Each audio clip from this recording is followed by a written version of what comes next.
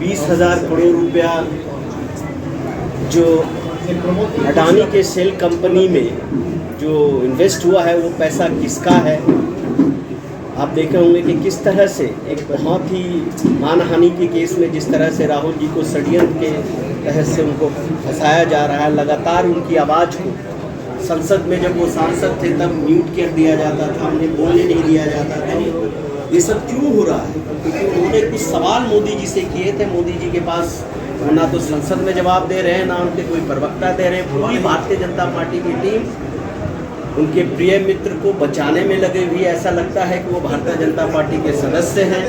तो ये जो सवाल है इसको लगातार राहुल गांधी जी पूछ रहे हैं, उसका जवाब नहीं मिल रहा है। प्रधानमंत्री का एक बयान आया है कि सारे भ्रष्टाचारी एक मंच पर एकत्रित हो चुके हैं। ठीक ही कहा, वो मंच भारतीय जनता पार्टी का है।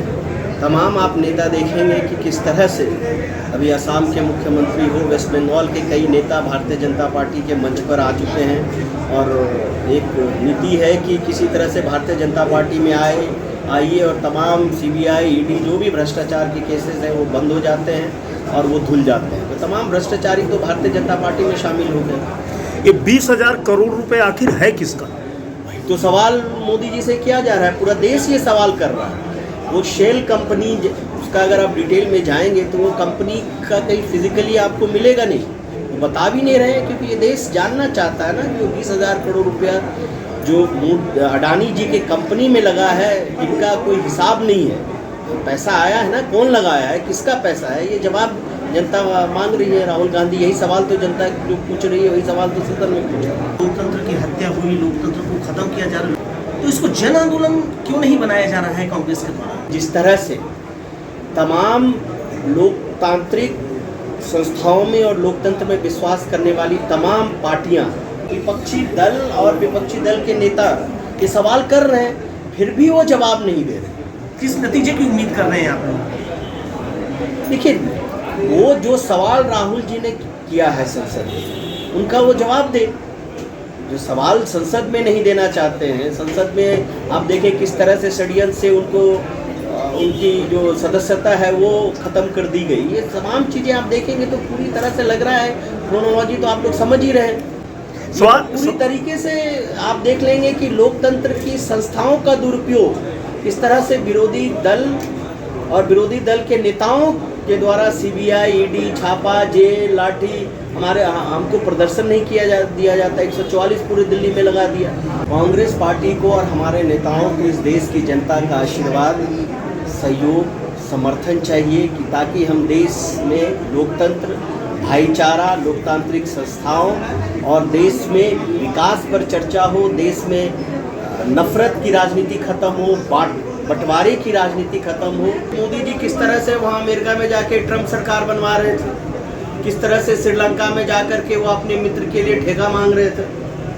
सपोर्ट तो मोदी जी ले रहे हैं। हम तो कह रहे हैं कि इस देश की जनता को लोकतंत्र में विश्वास है। लोकतंत्र में इस देश की जनता ने कांग्रेस पार्टी के नेतृत्व में, कांग्रेस पार्टी ने सहयोग करके देश की जनता के आशीर्वाद से लोकतंत्र इस देश में स्थापित किया। लोकतंत्र वैक्यूम में नहीं चलता है ना, संस्था से चलता। क्या आप लोग भी मानहानि का दावा करेंगे?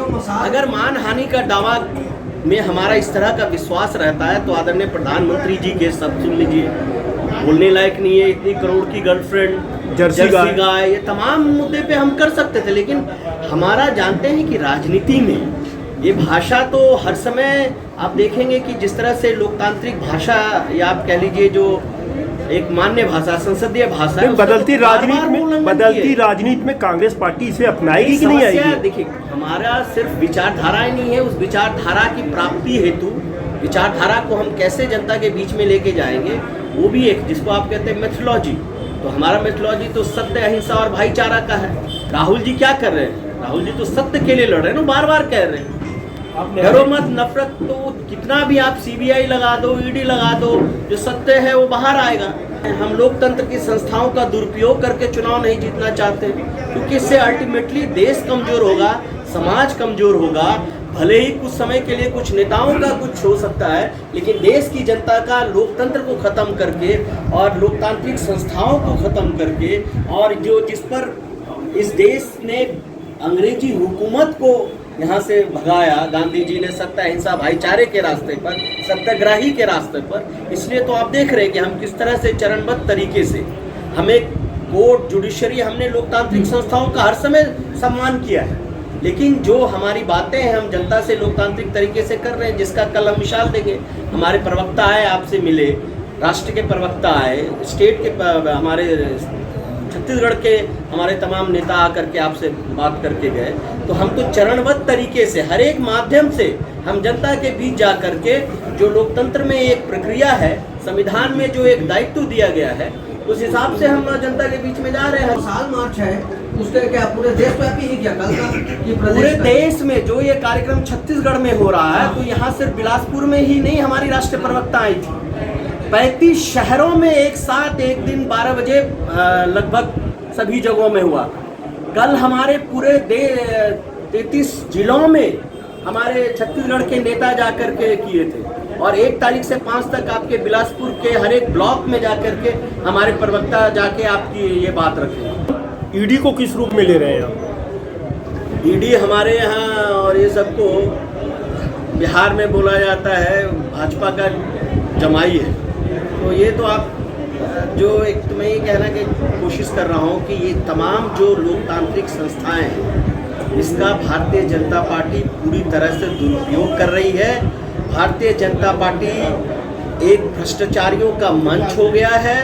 भाजपा में चले जाओ, आप भूल जाओगे, पूरी तरीके से सीबीआई, ईडी और आईटी का नोटिस आना बंद हो जाएगा। विरोधी दल के नेताओं की आवाज़ को बंद कराना चाहती, इसलिए तो राहुल जी जो नारा देते हैं, डरो मत, लड़ना है। राहुल जी तो लड़ रहे हैं, बोले हम माफ़ी नहीं मांगेंगे। ललित मोदी और नीरव मोदी, ये तमाम जो लोग थे, वो तो हम आपका, हमारा और आपका पैसा, पसीने की कमाई का पैसा लेकर के देश से भागे हुए हैं। इसमें कौन सी बात, ये तो सच्चाई है।